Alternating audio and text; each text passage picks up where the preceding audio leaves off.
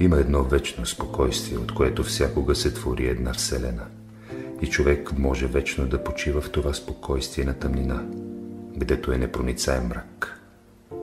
Вие ще попитате как може това. Известни лъчи ще минат по права линия.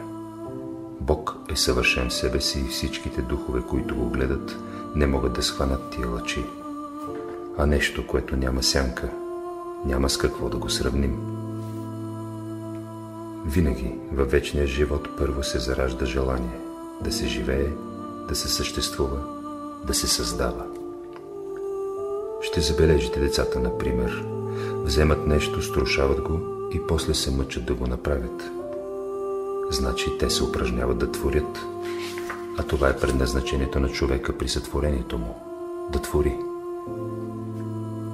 Тази материя, която ние ще изработим, ще изпратим на Бога, а Той ще я препрати на бъдещите светове, в по-висока вселена. И вие сте хората, които копаете от божествената родница, а тези, които дойдат в бъдещите светове, ще се ползват. Вие сега живеете и се ползвате, докато другите духове са работили. Така, щото в този смисъл всяко един човек и един дух са толкова важни, колкото всичките светове. Такъв е законът. Ако един дух се изгуби, то тези духове, които са до него, цялата хармония ще се развали и ще изчезне. Което Господ един път е създал, не може да изчезне. Но ако изчезне, тогава Бог няма да бъде съвършен.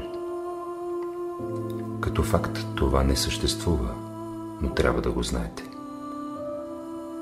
В съзнанието един дух може да регресира, но като зародиш никога не е възможно да се унищожи. Всичките духове, които сега работят, съзнават това и работят, за да повдигнат човечеството, защото ако не сторят това, и те самите не могат да прогресират.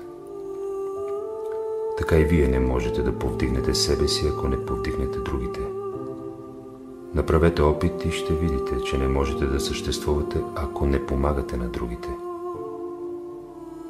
Павел каза, че не приема да помага на ангелите, а на човеците.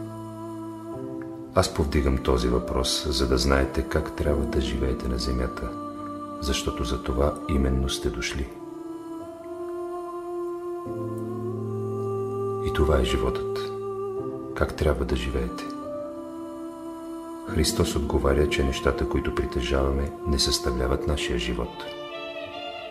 Например, имате една къща. Придава ли тя нещо на вашия живот? Но ако изядете един самун хляб, 1 кило хляб може да ви придаде много повече живот, отколкото цяла една къща. Вие трябва да работите в материята, т.е. да я преобразувате, и трябва да сте и господари. Ако известни хора се поставят срещу вас, то е защото сте в кръга на тяхната деятелност. А щом излезете от него и дойдете в собствената ваша сфера, това е вече Христос. Изпратен в собствената сфера е Христос, когато е пратен. Значи трябва да има учител, който да ви учи. По тази причина, когато духовете заблуждават, Господ изпраща наказание, операция, да могат да прогресират. В тази годишното събрание ви казвам, па и в миналогодишното ви загатнах, че когато искате да се избавите от едно препятствие, не бива да мислите, че това препятствие Бог ви го изпратил за ваше нещастие.